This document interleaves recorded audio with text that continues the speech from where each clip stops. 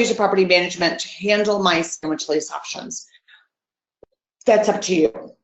I typically do not do that because when I lease with an option to a tenant buy, and I do have all my properties managed by a property manager, just so you know, I would not have her lease. I don't have her manage anything I do with like lease option or any kind of seller financing, because it's a little bit of a unique type of tenant and usually a little bit easier tenant. So I don't turn those over because I don't want to cut into my margins on those.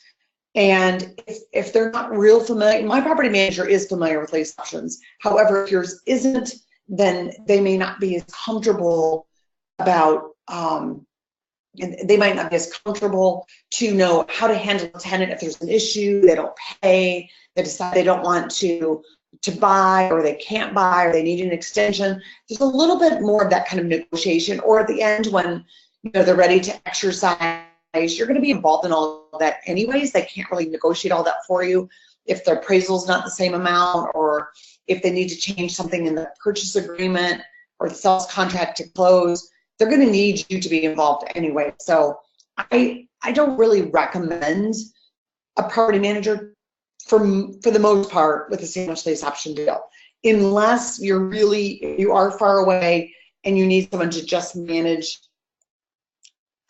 the tenant, which is kind of weird because, again, they're going to do a little bit more than most tenants as far as repairs. There's going to be less repairs. So I'm not sure what they would do for you per se. Okay, so that would be my thought. I guess if you have a problem, they might need to be evicted, then I might turn it over to a property management at that time and have them handle that for me. Okay, next question is, how can I find more motivated sellers interested in doing lease options? Well, let's talk about how to find motivated sellers, period, because it doesn't matter what kind of investing you're doing, finding the motivated sellers are going to be key, right? So the first thing is, there's a lot of different ways to find motivated sellers. It could be, you could use yellow letters.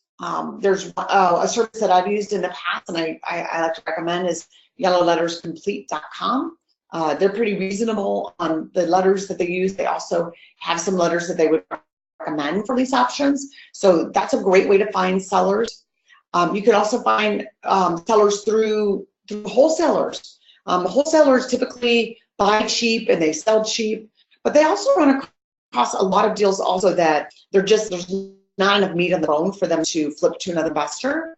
And so they might be a good source for you to kind of throw you the leads that sellers don't either cash out, or there's not a lot of cash to get out of the deal, or there's not a lot of room to negotiate. Those might be perfect opportunities, especially for cooperative options, where the seller's motivated, but they just need to get out from underneath that deal. Also, just, I would say a lot of times what happens is people don't, investors, they give up too quickly. They go, well, I made 2 calls and no one's interested. They said I was crazy for thinking that anyone would do a lease option in today's market. Well, okay, there you go. But you're not going to get too many deals if you only call 2 people, right? So it's a numbers game, and it is also a consistency and persistency game. There's a book that I was just reading with my mastermind group at my Keller Williams office, and it was Gary Vaynerchuk's book called Crushing It. And I think one of the biggest things, besides all of the great content he has about, driving traffic and leads through the internet, which of course is a whole nother way to bring motivated sellers, right, through Facebook and stuff. But that's not my expertise, so I'm not going to tell you too much about that, but read that book if you're interested.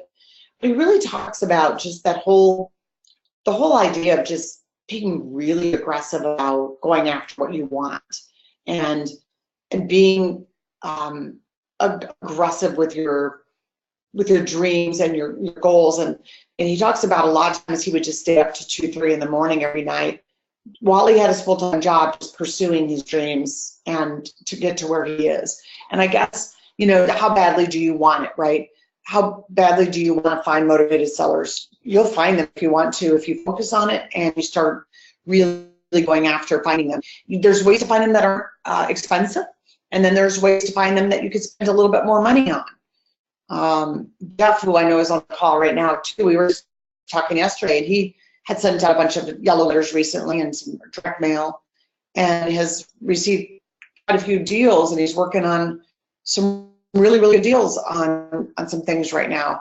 And not even necessarily lease options, but you know, you could send letters out to try to find options, but in the meantime, you also might find a deal you could wholesale, or you might find a deal you could rehab and fix and flip. Or if you're a real estate agent, you might find a deal that you can list and take a commission on. So the more that we're out there trying to find deals, and the more open we are to trying different things, the more likely we're going to make money on some of those leads.